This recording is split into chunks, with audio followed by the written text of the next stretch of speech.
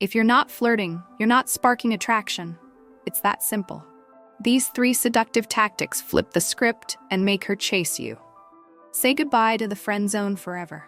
Watch closely because when done right, these moves create tension, desire, and wild chemistry women can't resist. Flirting isn't optional. It's the gateway between being seen as just a friend and being seen as a potential lover. The absence of flirting signals indifference, lack of confidence, or worse, disinterest. If you don't flirt, you don't create that spark. And without the spark, there is no attraction. That's why the first tactic, playful disqualification, is so effective. It flips the dynamic instantly. Instead of chasing her, you're playfully challenging her to meet your standards. Not in a cruel or condescending way. This isn't about negs or insults, but in a cheeky, teasing manner that disrupts the usual script she's used to. Most women, especially attractive ones, are bombarded with compliments and admiration daily. Men try to win them over with gifts, attention, and approval. But when you disqualify her, jokingly suggesting she might not be your type, you instantly stand out. You break her pattern of interaction. You cause her to pause and reassess. Instead of thinking, here we go again, another guy trying to impress me, she's thinking, wait, what did he just say? Statements like, you're trouble, I can already tell, or we're not going to get along, are we? Delivered with a smirk, imply interest wrapped in resistance. The tension this creates is magnetic. She laughs, leans in, maybe responds with her own tease. You've just sparked the beginning of flirtatious chemistry. And more importantly, you've created the dynamic of equals. You're not one of the many trying to win her over, you're someone she now wants to win over too. This method also shows self-respect. It communicates that you have standards, that you're not going to fall head over heels for someone just because they're attractive. That message, though subtle, is powerful. Women are drawn to men who are selective, who value themselves highly, and who aren't afraid to show it in a playful way. It suggests confidence without arrogance, strength without pressure. Playful disqualification is the light tap on the shoulder that turns a casual interaction into a flirtatious dance. From here, we move into the second tactic, reversing the roles. This one builds directly off the energy you created with the first. If playful disqualification is about challenging her gently, role reversal is about framing the interaction so that she's the one seducing you. Again, this has to be done with humor and charm, or it falls flat. But when delivered with a grin and a twinkle in your eye, it plants a psychological seed that changes everything. By jokingly suggesting that she's the one trying to get in your pants, you take the sexual pressure off her and flip it back on yourself, but in a way that puts you in control of the narrative. You're not accusing her, you're teasing her. Saying things like, "You're totally into me, aren't you?" Or "Trying to seduce me already?" "Wow, slow down," is absurd enough that she knows you're joking, but confident enough that it lands with impact. The brilliance of this tactic is in how it reframes the interaction. Most guys subconsciously seek approval. They dance around their attraction, waiting for permission to escalate. But when you assume attraction playfully, you skip all that. You remove the awkwardness of trying to figure out if she likes you. Instead, you act like it's already a given, and suddenly, it becomes one. Women aren't offended by confidence. They're repelled by desperation. When you frame yourself as the prize, even jokingly, it forces her to see you that way. She may push back, tease you, or roll her eyes, but underneath it, she's reevaluating your status.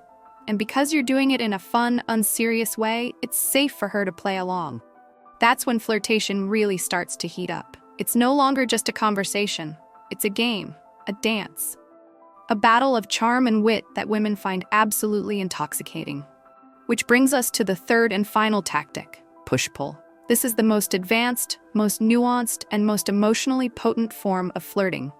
It's also the one that, when mastered, makes women think about you long after the conversation ends.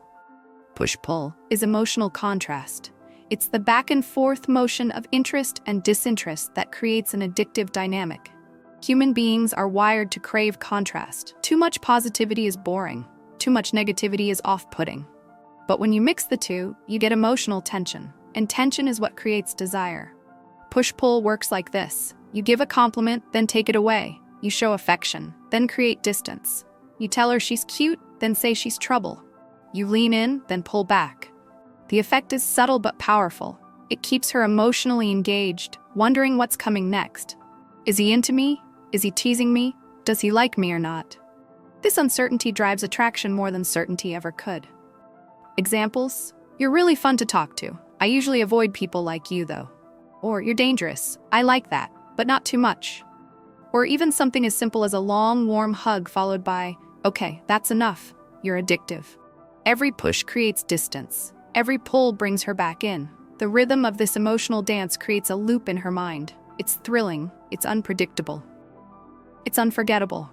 But push-pull isn't just about words. It's about energy. You have to feel the rhythm. You have to know when to lean in and when to pull away, both physically and emotionally.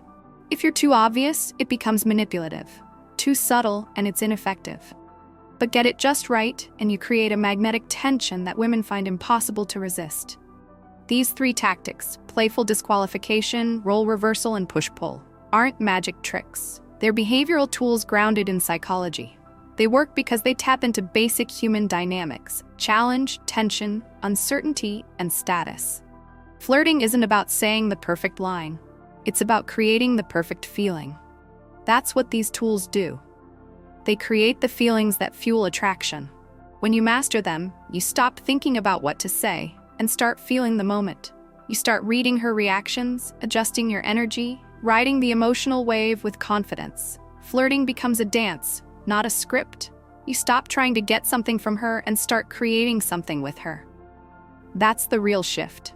That's when everything changes. And this isn't about manipulation. It's about connection. Women want to feel desired, but not by someone who puts them on a pedestal. They want to feel challenged, but not attacked. They want to laugh, to feel tension, to feel butterflies. Your job is to create the conditions for that to happen.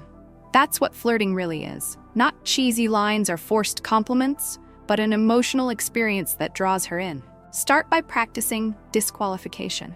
It's the easiest to get comfortable with. Next time you're talking to a girl, look for a chance to gently tease her. Challenge her with a smile. Make it fun. Once you're confident doing that, start experimenting with role reversal. Flip the script. Joke that she's the one hitting on you. Do it with charm, not arrogance. And finally, begin weaving in push-pull. Compliment her, then pull back. Flirt, then reset. Keep her guessing. Keep her engaged. The more you use these techniques, the more natural they'll feel.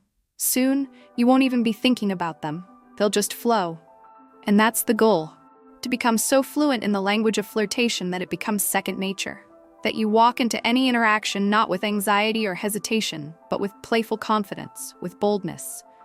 With charm. We notice that. They respond to it. They crave it. Because at the end of the day, flirting isn't about tricks. It's about energy. It's the spark that turns a moment into a memory. It's the difference between being seen as a maybe and being remembered as a must. And the truth is, most guys never learn this. They think being nice is enough. They think politeness will earn attraction. But the romantic world doesn't work that way. Attraction is emotional, not logical. Women don't choose based on your resume. They choose based on how you make them feel. That's the entire game. These flirting tactics give you the tools to make her feel something, to disrupt her expectations, to grab her attention, not by shouting, but by sparking. You become the guy who's fun, who's intriguing, who's mysterious, and most importantly, who doesn't need her, but still chooses to engage her. That is what's irresistible. That is what makes women go wild. That's what draws them in over and over again. Not what you say, but how you say it. Not who you are on paper, but who you are in the moment. These tactics bring that version of you to life. So stop worrying about rejection. Stop analyzing every interaction. Stop freezing up around beautiful women. Just play, tease, flip the script, lean in, pull back, smile more, say less, use silence, use your eyes, let the moment breathe. That's where the magic is, because flirting isn't a science, it's an art. And now, you've got the brush in your hand.